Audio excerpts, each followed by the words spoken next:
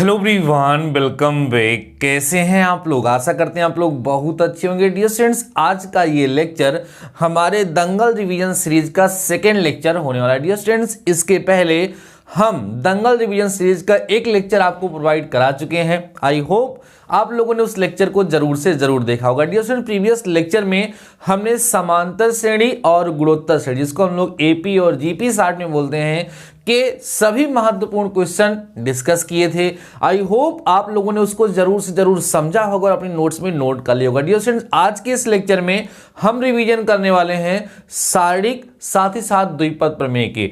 Dear students, हम आपको इसके बिहाफ पर ऐसे ऐसे क्वेश्चन सॉल्व कराएंगे जो प्रीवियस ईयर में पूछे जा चुके हैं और उनके पूछे जाने की संभावना इस वर्ष बहुत ही अधिक है। इसलिए प्रत्येक क्वेश्चन को जरूर सीख लीजिएगा मेरे प्यारे बच्चों। एक भी क्वेश्चन को आपको स्किप नहीं करना है। आपको हम बता दें कि अगर हम सारणिक की बात करें तो उसमें से दो सवाल आपके एग्जाम में, दो प्रकार के सवाल पूछे जाते हैं। नंबर पहला, क्रेमर विधि से समीकरण को हल करना। दूसरा, जो प्रूफ करने वाला आता है सारणिक के गुणधर्मों का प्रयोग करके। तो दोनों प्रकार के प्रश्न अभी मैं सॉल्व कराने वाला हूं। साथ ही साथ बाइनोमियल थ्योरम में किस प्रकार क्वेश्चन आते हैं वो भी मैं आपके साथ डिस्कस करूंगा। तो डियर स्टूडेंट्स, लेक्चर बहुत ही ज्यादा इंपॉर्टेंट होने वाला है। खूब ध्यान से सुनिएगा और समझने का प्रयास करिएगा। साथ ही साथ डियर स्टूडेंट्स, आप लेक्चर जब स्टार्ट हो जाता है तो उसकी भावनाओं में खो जाते हैं। इससे पहले आप एक बार लेक्चर को लाइक कर लीजिए और अपने दोस्तों के साथ फटाफट से शेयर कर दीजिए। आइए आज का हम लेक्चर स्टार्ट करते हैं। डियर स्टूडेंट, जो हमारा फर्स्ट क्वेश्चन यहाँ पर जो हम लेने वाले हैं वो है डियर स्टूडेंट्स, क्रेमर नियम का उपयोग करके हल कीजिए। हमारे पास समीकरण दिया है डियर स्टूडेंट, देखो क्या, x प्लस 2i प्लस में 3z, ध्यान से देखिएगा, इज इक्वल टू 1। ये हमारा फर्स्ट इक्वेशन दिया है डियर स्टूडेंट्स। सेकेंड इक्वेशन है 2x plus y minus z minus 2, जिनको आता है वो मेरे साथ साथ करेंगे डियर स्टूडेंट्स, उससे बहुत ही ज्यादा आपको फायदा मिलेगा। ठीक है, जैसे कई सारे बच्चों को हो सकता है क्रेमर मेथड मुझे आता है, तो मेरे साथ करने का प्रयास करिए और मुझसे पहले करके तुरंत से तुरंत आप आंसर बता दीजिए, तब पता चलेगा कि हाँ आपको डियर स्टूडेंट्स क्या है, ये आ रहा है 4y plus z is equal to 6। Equation number third, ये 3 इक्वेशन दिए हुए हैं जिसे बच्चों हमें क्या करना है, क्रेमर विधि से हल करना है। आपको बता दें ये 2007 में और साथ ही साथ 2014 में ये पूछा जा चुका है। सो क्वेश्चन बहुत ही ज्यादा इंपॉर्टेंट है। जो लोग क्रेमर विधि से समीकरण को हल करना नहीं जानते हैं, मैंने सारणिक बहुत अच्छे से पढ़ाया है, वहां जाकर के आप लोग चेक कर सकते हैं। बाकी यहां भी आप ध्यान से समझेंगे तो आपको समझ आ जाएगा। सबसे पहले डियर स्टूडेंट्स, हम लोग क्या करते हैं, यहां पर दिए गए समीकरण के गुणांक, जो गुणांक होते हैं दिए गए समीकरण, ठीक है, समीकरण के गुणांकों, ठीक है, गुणांकों से बना सारणिक, ध्यान देना डियर स्टूडेंट्स, क्या बनाते हैं, बना सारणिक।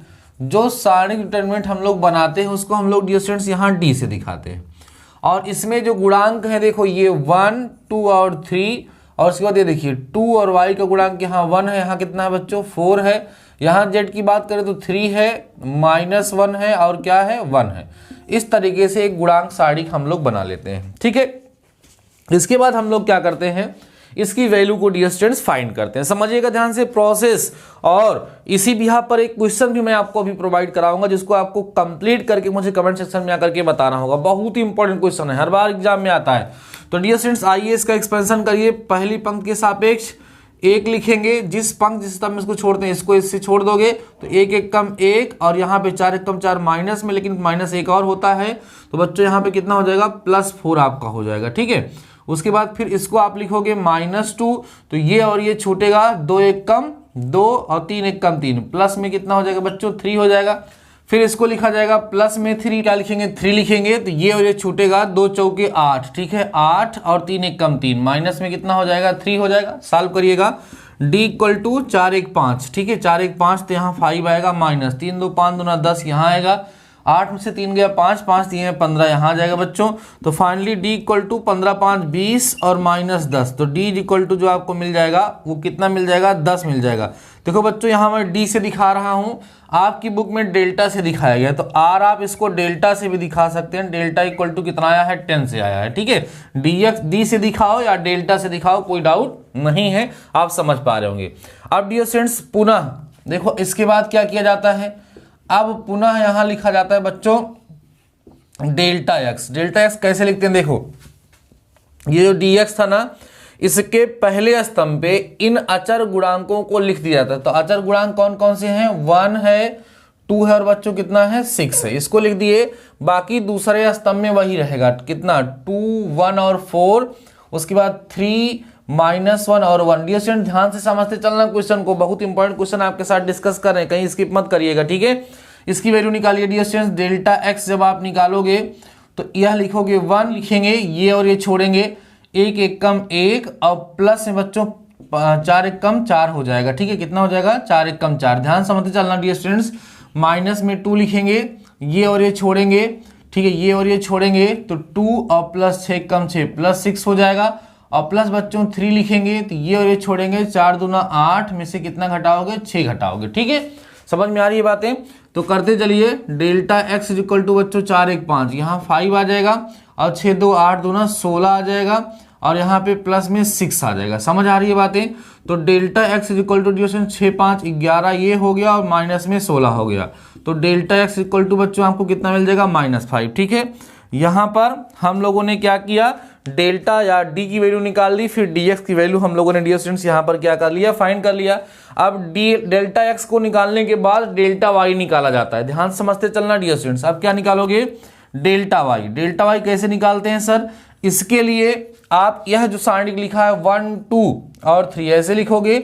इसका जो दूसरा स्तंभ है इसकी जगह पे इनको लिख दोगे बच्चों, किसको, 1 2 और किसको, 6 को। बाकी जो तीसरा स्तंभ है 3 -1 और 1 वो सेम रहेगा, उसमें चेंजिंग नहीं होती है। समझ में आ रहा है डियर स्टूडेंट। सबसे पहले जो समीकरण आपको दिया गया होगा, जो इक्वेशन आपको दिया गया होगा, उस इक्वेशन के गुणांकों से एक डिटर्मिनेंट अर्थात सारणिक बनाते हैं, उसके बाद उसकी वैल्यू निकालते हैं, वो डी होता है। उस सारणिक के पहले स्तंभ को हटा करके वहां पर अचर गुणांक को लिखते हैं तो वो डेल्टा एक्स होता है। वहां से हम लोग डेल्टा एक्स की वैल्यू इस तरीके से निकाल लेते हैं। उसके बाद क्या करेंगे, ये जो दूसरा स्तंभ है इसको हटा करके यहाँ अचर गुणांकों को लिखते हैं और वहां से हमें डेल्टा वाई की वैल्यू मिल जाती है। अगले स्टेप में हम लोग क्या करेंगे, जो तीसरा स्तंभ है उसको हटा करके अचर गुणांकों को लिखेंगे, उसकी वैल्यू को फाइंड करेंगे तो हमें डेल्टा जेड मिल जाएगा। Then x is equal to delta x upon delta होता है, y is equal to delta y upon delta होता है और z equal to delta z upon delta होता है और आसानी से वैल्यू निकल जाती है। आइए सॉल्व करिए। अभी डियर स्टूडेंट्स हम लोग क्या करेंगे, यहाँ से डेल्टा वाई की वैल्यू को फाइंड करने वाले हैं। तो डेल्टा वाई इक्वल टू 1 ले लीजिए, यहाँ पर 1 जब ले लोगे बच्चों देखो तो क्या मिलेगा आप लोगों को, आराम से समझेंगे ना, बहुत ही जबरदस्त तरीके से आपको समझ में आएगा। ये और ये छोड़ेंगे डियर स्टूडेंट्स, 2 1 कम 2 और 6 कम 6 प्लस 6 हो जाएगा ना। उसके बाद -1 लिखिएगा तो ये और ये छूट जाएगा, 2 1 कम 2 और 3 1 कम 3 प्लस में 3 हो जाएगा। और फिर बच्चों यहाँ पे +3 लिखोगे आप लोग तो ये और ये छूटेगा, 6 दूना 12, ठीक है, 6 दूना 12 और 3 दूना 6 माइनस में 6 हो जाएगा। सॉल्व करिएगा, डेल्टा वाई जब निकालोगे तो 6 2 8 ये हो गया और माइनस में 3 2 5 ये हो गया और यहाँ पर दिए स्टूडेंट 12 में से 6 गया, 6 6 18 हो गया, ठीक है। कितना हो गया, 18 हो गया। अब डेल्टा वाई जब निकालोगे तो यहां से आपको 8 में से 5 गया बच्चों, कितना आएगा ध्यान दीजिए, 8 में से 5 जब घटाओगे तो यहाँ कितना आएगा 3 और प्लस में 18, ठीक है। यहाँ से डेल्टा वाई जो बच्चों मिलेगा आपको वो 21 यहाँ से आपको मिल जाएगा। तो हमने क्या क्या निकाल लिया, डेल्टा निकाल लिया, डेल्टा एक्स निकाल लिया डियर स्टूडेंट्स और क्या निकाल लिया, डेल्टा वाई। देखो ये कई सारे बच्चे इस क्वेश्चन को बोरिंग समझ करके छोड़ देते हैं, लेकिन ये आपके एग्जाम में क्वेश्चन जरूर आता है, इसलिए मेरे साथ करते रहिए और इसको फटाफट से भी इसके साथ एक क्वेश्चन मैं आपको देता हूं, आपको कर करके बताना है। अब डियर स्टूडेंट्स क्या करेंगे, हम यहाँ पे डेल्टा जेड लिखेंगे। डेल्टा जेड जब लिखोगे तो कैसे लिखोगे, देखो 1 2 3 बच्चों तो लिखोगे ही, उसके बाद 2 1 और क्या लिखोगे 4 और यहाँ तीसरे की जगह पे 1 2 और क्या लिख दोगे बच्चों 6 लिख दोगे। समझ आ रहा है। अब हम क्या करेंगे, इसका भी एक्सपेंशन करेंगे और इसकी बच्चों क्या करेंगे, वैल्यू को फाइंड करेंगे। तो डेल्टा जेड जब आप निकालोगे तो 1 लिखोगे, ये और ये छूटेगा 6 और ये बच्चों कितना हो जाएगा 8, -2 लिखोगे तो ये और ये छूटेगा, 6 दूना 12 हो जाएगा, 12 माइनस कितना हो जाएगा बच्चों 6 हो जाएगा और प्लस में कितना लिख देंगे 1, ये और ये छूटेगा, 4 दूना 8 और माइनस में 3। सॉल्व करिएगा, डेल्टा जेड इक्वल टू बच्चों कितना हो जाएगा 2 -2 आएगा, ठीक है। और यहाँ पर कितना आएगा, 12 में से 6 गया, 6 दूना 12, तो -12 यहाँ आएगा और यहाँ से बच्चों कितना आ जाएगा, प्लस में 5 आ जाएगा। सही है, तो डेल्टा जेड इक्वल टू यहाँ पर -14 हो गया और प्लस में बच्चों 5 हो गया, तो डेल्टा जेड आपको -9 यहाँ से मिल जाएगा। तो डेल्टा एक्स, डेल्टा वाई और डेल्टा जेड की वैल्यू डियर स्टूडेंट्स आपको मिल चुकी है।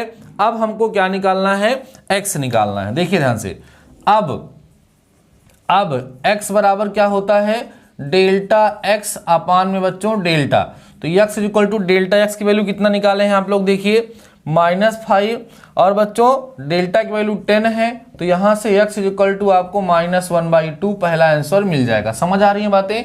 इसके बाद फिर क्या निकालना है डियर स्टूडेंट्स, y, तो y इक्वल टू हो जाएगा डेल्टा y अपान में डेल्टा, तो डेल्टा y की वैल्यू बच्चों कितनी आई है, डेल्टा y की वैल्यू 21 आई है, तो 21/10, ठीक है। बस y इक्वल टू 21/10, ये आपका आंसर, इसके आगे सॉल्व करने की जरूरत है नहीं, 21/10 आ जाएगा। अगेन आपको z निकालना है, तो क्या होगा, डेल्टा z अपान में डेल्टा, तो डेल्टा z कितना आया है बच्चों, -9, तो -9 अपान में 10, तो ये आपका यहाँ से z की वैल्यू भी क्या होगी, z इक्वल टू -9/10 आपको मिल जाएगा।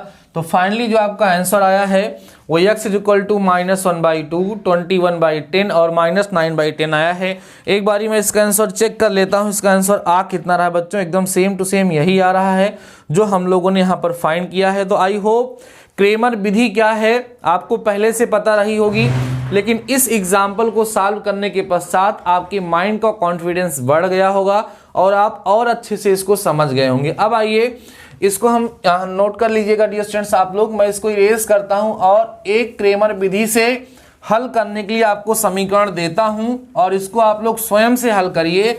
उसके बाद मैं और भी टाइप के क्वेश्चन आज के इसी लेक्चर में आप लोगों के साथ डिस्कस करने वाला हूं। डियर स्टूडेंट जितने भी क्वेश्चन सॉल्व करा रहे हैं इसमें से कौन सा क्वेश्चन एग्जाम में आ जाएगा ये मैं कह नहीं सकता, बट आएगा जरूर। जो मेहनत हम लोग कर रहे हैं दंगल रिवीजन सीरीज में कभी भी बेकार नहीं जाएगी, इससे आपके एग्जाम में क्वेश्चन जरूर आएंगे, ध्यान रखिएगा। अगला देखिए, एक क्वेश्चन आप लोगों को दे देते हैं जिसको आप लोग क्रेमर विधि से हल करिएगा और बच्चों मुझे बताइएगा कि आपका आंसर कितना आ रहा है, ठीक है। हम दे रहे हैं क्रेमर विधि से हल करना है बच्चों, x + y + z = 8, ये आपका पहला इक्वेशन है। उसके बाद बच्चों है 4x प्लस में 2y, ठीक है, प्लस z = 11, ये आपका जो है 11 गिवन है डियर स्टूडेंट, दूसरा इक्वेशन है। उसके बाद एक और दिया है 9x - 3y + z = 6, ये आपका थर्ड वाला इक्वेशन है। इसको आपको बच्चों क्रेमर विधि से हल करनी है। क्रेमर विधि से हल कर करके हमें x, y और z की वैल्यू बतानी है। ये डियर स्टूडेंट्स 2006 में पूछा जा चुका है, बीटी बोर्ड की तरफ से 2006 में यह क्वेश्चन पूछा जा चुका है, सो क्वेश्चन इंपॉर्टेंट है, ठीक है। एक और दे देते हैं, अगर आप लोग सॉल्व करना चाहेंगे तो इसको भी करिएगा। क्वेश्चन है dear students 6x + y - 3z = 5, ये पहला इक्वेशन है। उसके बाद लिखा x + 3y - में 2z = 5, ये दूसरा इक्वेशन है। उसके बाद dear students 2x + y + 4z = 8, ये आपके पास तीसरा इक्वेशन दिया, फर्स्ट, सेकेंड और थर्ड। इन तीनों इक्वेशन को भी सॉल्व करके आपको वही काम करना है डियर स्टूडेंट्स, क्या करना है, x, y और z की वैल्यू को फाइंड करना है क्रेमर विधि से। आई होप आप लोग करेंगे और कमेंट सेक्शन में मुझे आंसर जरूर बताएंगे कि आपका कितना आ रहा है। चलिए नेक्स्ट टाइप के क्वेश्चन के बारे में डिस्कस करते हैं। एक सारणी का क्वेश्चन हमने डिस्कस किया, अभी मैं एक बाइनोमियल थ्योरम अर्थात द्विपद प्रमेय पर आधारित एक क्वेश्चन आपके साथ डिस्कस करता हूं। फटाफट से आप लोग बिल्कुल टेंशन मत लीजिए, जो भी क्वेश्चन आपको सॉल्व करा रहे हैं उन सभी क्वेश्चन को समझते चलिए बस डियर स्टूडेंट्स, एकदम जबरदस्त तरीके से। आइए देखते हैं, ये भी 2006 में पूछा जा चुका है डियर स्टूडेंट्स। लिखा है x - 1/x, ठीक है, टू द पावर 12। क्वेश्चन है बाइनोमियल थ्योरम का, के प्रसार का, ध्यान दो, के प्रसार का मध्य पद ज्ञात, ये बहुत आता है मध्य पद निकालने के बच्चों, मध्य पद ज्ञात कीजिए, ठीक है, मध्य पद ज्ञात कीजिए। मध्य पद कैसे ज्ञात करते हैं हमने आपके साथ डिस्कस किया है, बाकी मैं आपको समझा रहा हूं यहाँ पर। यह भी बच्चों बीटीई बोर्ड की तरफ से 2006 में पूछा जा चुका है। जो भी क्वेश्चन मैं यहाँ सॉल्व करा रहा हूं सभी के सभी क्वेश्चन आपके एग्जाम के लिए एक्सपेक्टेड हैं और इस तरह के क्वेश्चन आपके एग्जाम में कभी न कभी पूछे गए हैं। सो मैं बार बार बोल रहा हूं, एक भी क्वेश्चन स्किप नहीं करना है आपको, ठीक है।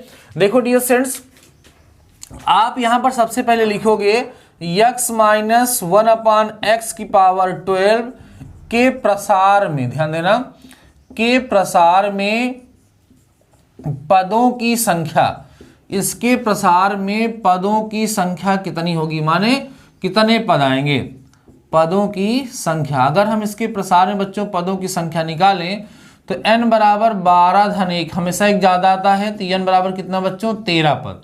ये जो बाइनोमियल आपके सामने दिया गया है, इस बाइनोमियल में जो प्रसार में पदों की संख्या होगी वो कितने पद होंगे, 13 पद होंगे। अब हमें इसका मध्य पद निकालना है, तो डियर स्टूडेंट्स इसका जो मध्य पद है, मध्य पद कौन होगा, प्रसार का मध्य पद जो होगा डियर स्टूडेंट्स वो 13/1/2वां पद होगा। तो 13/1 माने 14/2 माने 7वां पद। 7वां पद जो होगा बच्चों ये इसका क्या होगा, मध्य पद होगा। समझ आ रही है बातें? तो आइए हम लोग इसका 7वां पद वही निकाल लेते हैं और वही बच्चों इसका क्या हो जाएगा, मध्य पद हो जाएगा। तो यहां पर हम लोग क्या लिखेंगे, मध्य पद। ध्यान देना डियर स्टूडेंट्स, क्या लिखेंगे, मध्य पद बराबर T7। अब T7 का सूत्र क्या होगा, 12C6 और x की पावर बच्चों कितना, 12 - 6, फिर -1/x की पावर 6। यही फार्मूला होता है व्यापक पद वाला, आपको याद होगा, TR+1 = NCR, x की पावर n-r एंड a की पावर कितना होता है बच्चों, r होता है ना। यही होता है फार्मूला। उसी फार्मूले पे डायरेक्ट हमने वैल्यू को पुट कर दिया है, क्योंकि n की वैल्यू 12 थी, r की वैल्यू यहां पर हमारे पास 6 आ रही थी, ठीक है। तो चलिए सॉल्व करते हैं। 12C6 की वैल्यू को आप मत रखिए, ऐसे रहने दीजिए, और इंटू डियर स्टूडेंट्स यहाँ x की पावर 6 हो जाएगा, और यहाँ पावर माइनस है लेकिन पावर इवन है इसलिए भी प्लस हो जाएगा, 1/x की पावर 6। ये डियर स्टूडेंट्स हमारा कैंसिल हो जाएगा, 12C6। यही डियर स्टूडेंट्स आपका क्या होगा, आंसर। आप इतना भी अगर आंसर लिख देते तो आपका करेक्ट होगा। बाकी 12C6 की वैल्यू निकालना आपको आता है, NCR के फार्मूले से 12C6 की वैल्यू आप लोग निकाल सकते हैं। उसको निकालेंगे, कौन सा फार्मूला था बच्चों, याद होगा आपको ना, NCR = n⁴r⁴n⁻r। मैंने बहुत अच्छे समझाया है बाइनोमियल एक्सपेंशन का, अगर आपने वीडियो नहीं देखा तो देख लीजिएगा। इसको सॉल्व करके मुझे बताइएगा भी कि आपका आंसर कितना आ रहा है डियर स्टूडेंट्स, 900 समथिंग आएगा, आप सॉल्व कर लीजिएगा। तो इस तरीके के क्वेश्चन आपके एग्जाम में बाइनोमियल का आता है। आइए और भी क्वेश्चन देखते हैं, अच्छे अच्छे क्वेश्चन जो एग्जाम में पूछे जाने के चांसेस बहुत ही ज़्यादा बने हुए हैं, और मैं पूरा प्रयास कर रहा हूं कि उन सभी क्वेश्चन को जरूर टच कर लूं जो प्रीवियस ईयर में कभी ना कभी बच्चों पूछे जरूर से जरूर गए हैं। खूब बढ़िया से तैयारी करिए यार, आपके अच्छे मार्क्स जरूर आएंगे। आप इतना अच्छा पढ़ रहे हैं, आपके अच्छे मार्क्स नहीं आएंगे तो किसके आएंगे, आपके ही आएंगे, टेंशन मत लीजिए। चलिए आगे का क्वेश्चन देखते हैं डियर स्टूडेंट्स। इस तरह के क्वेश्चन भी बहुत आते हैं एग्जाम में। देखिए कह रहा सिद्ध कीजिए कि, ध्यान देना डियर स्टूडेंट्स, कह रहा है क्या, सिद्ध कीजिए कि, क्या सिद्ध करना है थोड़ा देखते हैं डियर स्टूडेंट्स। लिखा है सिद्ध कीजिए कि अर्थात प्रूव करना है। डिटर्मिनेंट का क्वेश्चन है 1 1 1, उसके बाद a b c, फिर लिखा है बच्चों a² b² c², फिर बच्चों यहाँ पे लिख रहा है हमारे पास a - b लिखा हुआ है, फिर बच्चों कह रहा है b - c, फिर लिखा है बच्चों यहाँ पर c - a। और आपको हम बता दें कि 2011 में यह क्वेश्चन पूछा जा चुका है, सो क्वेश्चन बहुत इंपॉर्टेंट है। आइए सॉल्व करते हैं, कैसे इसको सॉल्व किया जाता है। इस तरह के क्वेश्चंस को डियर स्टूडेंट, डिटर्मिनेंट की जो प्रॉपर्टी होती है, सारणी का जो गुण होता है, उसी सारणी के गुण का प्रयोग करते हुए इस तरह के क्वेश्चंस को हम लोग सॉल्व करते हैं, ठीक है। आइए डिस्कस करना स्टार्ट करते हैं। इसका बच्चों हम लोग ले लेते हैं लेफ्ट हैंड साइड, आराम से समझिएगा। 1 1 1 a b c a² b² c²। Dear student, determinant के इस तरह के क्वेश्चन को सॉल्व करने के लिए जब हम प्रॉपर्टी का यूज करते हैं तो वहां पर इस चीज का ध्यान रखते हैं किसी एक पंक्ति या किसी एक स्तंभ में ज्यादा से ज्यादा शून्य बनाए जाए। तो देखो डियर स्टूडेंट्स, अगर यहां पर हम क्या करें, यहां लिखेंगे बाई, ध्यान देना dear students, R1 change into R1 - R2 and, तथा और कर सकते हैं R2 change into R2 - R3। देखो डियर स्टूडेंट्स, ये बात मैं यहां पर करने के लिए बोल रहा हूं, माने इसमें हम पहली पंक्ति से दूसरी पंक्ति को घटाएंगे, फिर दूसरी पंक्ति में से तीसरी पंक्ति को घटाएंगे, पहली पंक्ति से दूसरी को, फिर दूसरी को तीसरी से घटाएंगे, बहुत ही आसानी से हमारा सॉल्व हो जाएगा। तो देखिए हमें क्या मिल जाएगा ऐसा करने से डियर स्टूडेंट्स, यहाँ पे 0 मिलेगा, यहाँ a माइनस बी मिलेगा, यहाँ dear students a square minus B square मिलेगा। यहाँ माइनस करोगे तो 0 आएगा, यहाँ करोगे तो b माइनस सी आएगा, यहाँ करोगे dear students B square minus C square, और बाकी यहाँ पे 1, ध्यान देना 1 c और c स्क्वायर तो आपको मिलेगा ही, इसमें तो कोई परिवर्तन होगा ही नहीं। समझ आ रहा है। अब नेक्स्ट स्टेप में आप डियर स्टूडेंट देखिएगा, यहाँ पर a होगा, सॉरी यहाँ पर डियर स्टूडेंट्स कितना था हमारे पास, 0 था ना, तो 0 ही रहेगा, यहाँ 0 होगा, यहाँ बच्चों a माइनस बी होगा। इसको हम चाहें तो a माइनस बी इंटू में dear students a plus B लिख सकते हैं, इतना तो सभी लोग जानते हैं। अब देखिए इसके बाद क्या होगा, यहाँ पर डियर स्टूडेंट्स 0 है ना, और कितना है b माइनस सी है, इसके बाद को हम b माइनस सी इंटू में डियर स्टूडेंट्स b प्लस सी आसानी से लिख सकते हैं, यहाँ 1 c और c स्क्वायर लिख सकते हैं। आई होप इतना समझ आया होगा।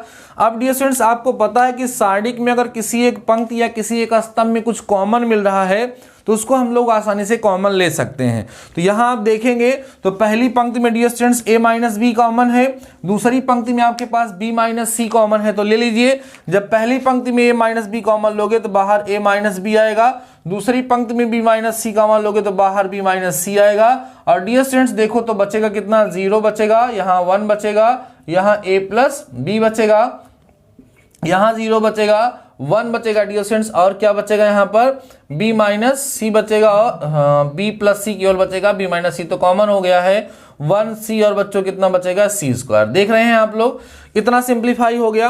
अब कुछ नहीं करना है, पहले स्तंभ के सापेक्ष इसका प्रसार कर देंगे, बस आपको आपका आंसर मिल जाएगा। तो आइए करते हैं डियर स्टूडेंट्स, क्या मिलेगा हमको, a माइनस बी इंटू में b माइनस सी, ठीक है।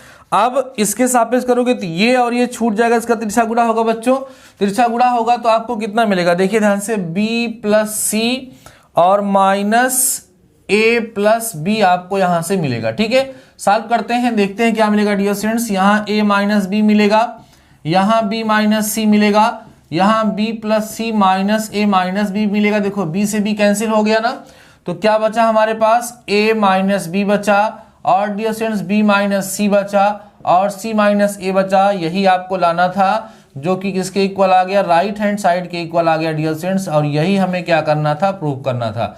अगर हम डिटर्मिनेंट में आने वाले क्वेश्चन की बात करें तो यही 2 तरह के क्वेश्चन आते हैं, जो 2 तरह के क्वेश्चन हम आपके साथ डिस्कस कर रहे हैं। समझ आ रही है बातें डियर स्टूडेंट्स, फटाफट से इस क्वेश्चन को नोट करिए, देन और भी क्वेश्चन हमें आपके साथ डिस्कस करना है। इसको आप लोग लेक्चर को पास करके डियर स्टूडेंट्स क्वेश्चन को नोट करते चलिए, और साथ ही साथ मेरे साथ आप लोग लगाते भी रहिए, जिससे लगे कि हाँ हम लोग दंगल रिवीजन कर रहे हैं। इसीलिए इस लेक्चर की टाइमिंग हमने रात में 10 बजे रख दी है, कि 10 बजे सभी लोग रिलैक्स मूड में बैठें और दिन भर जो कुछ भी पढ़े हैं उसको आप मनन चिंतन करें और खूब अच्छे से अपनी प्रिपरेशन करें। डियर स्टूडेंट्स आइए देखते हैं अगला क्वेश्चन, ठीक है। और भी बहुत ही अच्छे अच्छे क्वेश्चन हम लोग यहाँ पर सॉल्व कर रहे हैं। अब देखिए एक बाइनोमियल का सॉल्व करते हैं डियर स्टूडेंट्स। क्वेश्चन है इसमें, कह रहा है कि x square minus 2 upon x cube, अच्छा क्वेश्चन है, होल टू द पावर 15 के प्रसार में, ये क्वेश्चन भी बहुत आता है बच्चों, कह रहा है के प्रसार में यक्स से रहित पद ज्ञात कीजिए, ठीक है डियर स्टूडेंट्स। यक्स से रहित पद ज्ञात कीजिए, माने ये वाला क्वेश्चन आपका 2007 में पूछा जा चुका है, मतलब हमें कांस्टेंट टर्म फाइंड करना है। यक्स से रहित पद का मतलब होता है बच्चों कि वो पद जिसमें एक्स ना हो, वो पद जिसमें कौन ना हो, एक्स ना हो, इसको हम लोग कहते हैं अचर पद। तो कैसे करते थे, सबसे पहले डियर स्टूडेंट्स हम लोग क्या करते हैं, इस दिए गए बाइनोमियल एक्सपेंशन के प्रसार का व्यापक पद लिखते हैं। देखिए समझते हैं, आपको दिया है x square minus 2x to the power 2 upon x power 3 15, लिखेंगे के प्रसार का व्यापक पद, ठीक है डियर स्टूडेंट्स। के प्रसार का क्या लिखोगे, व्यापक पद लिखोगे। व्यापक पद होता है डियर स्टूडेंट्स कितना, T R plus 1 is equal to 15 C R, और ये देखिए एक्स स्क्वायर की पावर 15 माइनस आर और माइनस 2 अपान एक्स की पावर 3 की पावर बच्चों कितना हो जाएगा आर। ये इसका व्यापक पद आया। इसमें जो x की घात होती है उसकी तुलना की जाती है। जैसे मान लीजिए बच्चों हमें कहता है x घात 5 का गुणांक बताओ, तो इन x की घातों को एक साथ समेट करके इसकी जो घात होती है उसकी 5 से तुलना कर देते। यहां पर हमसे कहा अचर पद, तो तुलना इस घात 0 से की जाएगी, मतलब x की जो भी घात आएगी उसको हम किसके बराबर करेंगे, 0 के बराबर करेंगे और वहां से हम लोग r की वैल्यू को फाइंड करेंगे। पहले सिंप्लीफाई करते हैं। डियर स्टूडेंट सॉल्व करोगे तो tr + 1 इक्वल टू, देखो इस माइनस को सामने लेके आओ, -1 की पावर r लगाओ और यहां पर बच्चों 15cr लिखो, x की पावर 30 - 2r हो जाएगा, ठीक है, और इनटू में हो जाएगा 2 की पावर r अपान x की पावर बच्चों आप देखेंगे यहां पर तो x की पावर आपको मिल जाएगी 3r, सही है। ये r अंदर मल्टीप्लाई हो रहा था। अब देखो क्या करोगे, tr + 1 equal to -1 to the power r 15cr, ये खाते जाकर घटेगी बच्चों तो x की पावर 30 और माइनस में हो जाएगा 5r इंटू बच्चों 2 की पावर r हो जाएगा। सबको सामने लेके आते हैं। tr + 1 equal to -1 to the power r, फिर 2 की पावर r 15cr x की power 30 - 5r। Equation number first हम लोग यहां पर मान लेते। इतनी बात समझ में आई होगी। ये -1 टू दी पावर r यहां क्या कर रहा है डियर स्टूडेंट्स, देखो हमें इसकी चिन्ह के बारे में नहीं पता क्योंकि हम माइनस लगा, तो -1 की पावर r यहां लगा देते हैं। अभी जब r की वैल्यू हमें मिलेगी ना तो उसके हिसाब से ये प्लस और माइनस अपने आप एडजस्ट हो जाता है, ठीक है। आइए समझते हैं। अब आप कहेंगे बेटा प्रश्नानुसार, ऐसे लिख दीजिएगा, प्रश्नानुसार समीकरण 1 में x, आप कह सकते हैं x की घात जो है वो कितनी होनी चाहिए, 0 होनी चाहिए। मीन्स 30 माइनस जो 5r है बच्चों कितना होना चाहिए, 0। तो -5r इक्वल टू -30 ना, तो r इक्वल टू कितना आ जाएगा, 6 आ जाएगा। r का मान आ गया, वही r का मान ला के यहाँ पे रख दीजिएगा। तो ये यहाँ पर समीकरण 1 में तो आपको क्या मिल जाएगा, अचर पद मिल जाएगा या x से रहित पद मिल जाएगा। यहाँ लिख देंगे अर्थात, ध्यान देना डियर स्टूडेंट, लिखेंगे अर्थात x से रहित पद, ध्यान देना x से रहित पद माने जिसमें x नहीं होगा वो पद कौन होगा, यही वैल्यू रखिएगा। -1 टू दी पावर बच्चों कितना 6, उसके बाद 2 की पावर 6 इंटू में हो जाएगा 15c6, ये आंसर होगा बच्चों। ये तो प्लस हो जाएगा तो आएगा कितना 2 की पावर 6 और 15c6। आराम से इसकी वैल्यू को फाइंड कर लेंगे 2 की पावर 6 और इसकी अगर आप इतना भी लिख दें तो आपका सही है, बाकी कैलकुलेशन आप लोग कर सकते हैं और इसकी वैल्यू को बच्चों फाइंड कर सकते हैं। बात समझ में आ रही है। ये सब क्वेश्चन बहुत ही ज्यादा क्वेश्चन है, मतलब अच्छे क्वेश्चन है, बहुत पूछे जाते हैं, तो इसको भी आप लोग नोट करिए। अभी एक क्वेश्चन और डिस्कस करेंगे हम आपके साथ डिटर्मिनेंट का, देन आज के इस लेक्चर को हम समाप्त करेंगे। और जिस तरह के क्वेश्चन मैंने आपको सॉल्व कराया है डियर स्टूडेंट्स, उन सभी के सभी क्वेश्चन पे आपको प्रैक्टिस करना है, जरूर करना है, जिससे इस टाइप के कोई भी क्वेश्चन अगर आपके एग्जाम में आए तो आपको डाउट ना हो, आराम से उसको आप लोग सॉल्व कर सकें, ठीक है। आइए देखते हैं नेक्स्ट क्वेश्चन जो हमारा डिटर्मिनेंट का है, जो भी एक अच्छा क्वेश्चन है जो एग्जाम में पूछा जा चुका है, उसको भी हम आपके साथ बच्चों क्या करेंगे, डिस्कस करेंगे। जो भी क्वेश्चन एग्जाम में पूछे जा चुके हैं मैं पूरा प्रयास कर रहा हूं कि उन सभी के सभी क्वेश्चन को आपके साथ बच्चों डिस्कस जरूर से जरूर कर लूं, जिससे आपका किसी भी प्रकार का लॉस ना हो सके। कोई भी क्वेश्चन आपके एग्जाम में आए उसको आप लोग बहुत ही आसानी से सॉल्व कर सकें, ठीक है। आइए देखिए, एक क्वेश्चन आता है बच्चों x की वैल्यू को फाइंड करने वाला। किसकी वैल्यू को फाइंड करने वाला डियर स्टूडेंट्स, x की वैल्यू को फाइंड करने वाला। करा हल कीजिए। ये बहुत अच्छा क्वेश्चन है, इसको हमने लेक्चर में सॉल्व भी नहीं कराया था, तो कई सारे बच्चे इसको पूछ भी रहे थे। तो आइए देख लीजिए, लिखा है डियर स्टूडेंट्स हल कीजिए। किसको हल कीजिए भाई, एक समीकरण लिखा है x + 1 और यहाँ लिखा है बच्चों 2, यहाँ फिर लिखा है 2, फिर यहाँ लिखा है 3 और यहाँ पे लिख दिया है x + 2, यहाँ पे बच्चों लिखा है 3, यहाँ पे हमारे पास 5, फिर 5 और उसके बाद बच्चों लिखा है x + 4, ये इक्वल दिया है 0 के। तो हमें इसको हल करना है। हल करने का मतलब होता है बच्चों x की वैल्यू को फाइंड करना, x की वैल्यू को क्या करना, फाइंड करना। तो आइए देखते हैं कैसे इसको सॉल्व करके हम लोग x की वैल्यू को फाइंड करेंगे। इसका सॉल्यूशन करिए डियर स्टूडेंट्स। जब इसका हम लोग सॉल्यूशन करेंगे तो क्या करेंगे, देखिए इसको हम लोग ऐसे लिख देंगे x + 1 2 और 2, यहाँ 3x + 2 और कितना 3, यहाँ 5 और कितना बच्चों x प्लस 4। अब यहाँ पे एक काम करिए, C1 change into C1 plus C2 plus C3 करना चाहते हैं। फायदा क्या होगा अभी आपको दिख जाएगा। इसको जोड़ोगे 5 3 8 1 9, देखो x प्लस 9 आएगा। इसको जोड़ोगे 4 2 2 4 5 4 9, तो x प्लस 9 बच्चों यहाँ भी आ जाएगा। इसको जोड़ोगे 3 2 5 4 9, x प्लस 9 यहाँ भी आएगा, जिससे हमको यहाँ से ये कॉमन मिल जाएगा। आराम समझिएगा, टेंशन मत लीजिएगा। यहाँ बच्चों कितना मिलेगा, 3 तो रहेगा ही, x प्लस 2 रहेगा, 3 रहेगा, 5 और x प्लस 4 हो जाएगा। इतनी बात समझ में आई डियर स्टूडेंट्स। अब देखो क्या होगा, पहला कॉलम दिख रहा है ना, इस पहले कॉलम से x प्लस 9 हम लोग कॉमन ले सकते हैं। तो बच्चों यहाँ से जब आप x प्लस 9 को कॉमन ले लोगे तो यहाँ आपके पास बचेगा 1 1 और 1, ठीक है। यहाँ 3x प्लस 2 और कितना बच्चों 3, यहाँ 5 और कितना x plus 4 is equal to 0 लगाते रहे, क्योंकि ये इक्वेशन है, यहाँ भी 0 लगेगा। अब डियर स्टूडेंट्स इसको आप क्या करिए, यहाँ R1 minus R2 minus R3 करें, जिससे यहाँ पे 0 आ जाए। नाउ आप क्या करोगे, R1 change into R1 minus R2 करोगे, तथा R2 चेंज करोगे बच्चों किसमें, R2 माइनस किसमें, R3 में। देखिए तो क्या मिलेगा आपको, यहाँ से बच्चों x प्लस 9 तो आपके पास है ही, यहाँ माइनस करोगे 0 आएगा। यहाँ से जब माइनस करोगे R1 माइनस R2, तो यहाँ से जब घटाओगे बच्चों तो 1 माइनस x मिलेगा आपको। देखो माइनस x और ये 1 हो जाएगा। यहाँ कितना आ जाएगा, 0 आ जाएगा। यहाँ घटा लो 0 आएगा। इसमें से 3 जब घटाओगे बच्चों तो x माइनस 1 मिलेगा आपको, ठीक है। इसमें से जब घटाओगे तो 1 माइनस x यहाँ पर भी आपको मिल जाएगा। और यहाँ पर 1 3 और x प्लस 4 तो बच्चों आपके पास रहेगा ही रहेगा। अब हम इक्वल टू 0 तो लिखे रहेंगे। अब क्या करेंगे बच्चों, यहाँ पर पहले स्तंभ के सापेक्ष इसका हम प्रसार कर लेंगे।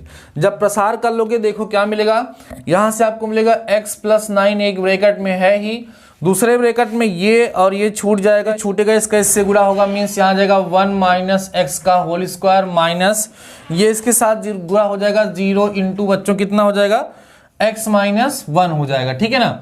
सिंप्लीफाई करिएगा, इक्वल टू 0 तो आपको लगाना ही पड़ेगा। यहाँ आएगा बच्चों x प्लस 9, दूसरे ब्रैकेट में आ जाएगा 1 माइनस एक्स का होल स्क्वायर, ठीक है। बाकी को तो 0 हो जाएगा, इक्वल टू क्या हो गया 0। अब हमारे पास ये जो दो फैक्टर दिख रहे हैं, इन दोनों फैक्टर को बच्चों क्या करेंगे, 0 के बराबर करेंगे। आप बोलेंगे यहाँ पर यदि x plus 9 is equal to 0, तो बच्चों आपको यहाँ से x is equal to minus 9 मिल जाएगा।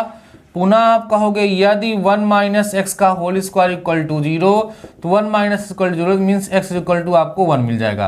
तो दो आंसर यहाँ पर आएंगे, एक x इक्वल टू 1 आएगा और बच्चों x इक्वल टू माइनस 9 आएगा। इन दोनों को रखने पर इस डिटर्मिनेंट अर्थात इस साड़ी की वैल्यू बच्चों कितनी हो जाएगी, 0 हो जाएगी। तो डियर स्टूडेंट्स आज के इस लेक्चर में जितने भी अच्छे क्वेश्चन थे बाइनोमियल थ्योरम के और साथ साथ डिटर्मिनेंट के, जो आपके एग्जाम के लिए एक्सपेक्टेड हैं, जो आपके एग्जाम में आ सकते हैं, उन सभी के सभी क्वेश्चन को हमने आपके साथ डिस्कस कर दिया है। मुझे पूरा भरोसा है कि सारे के सारे क्वेश्चन आप लोगों को समझ में आ गए होंगे, आपके माइंड में कहीं कोई प्रॉब्लम नहीं होगी।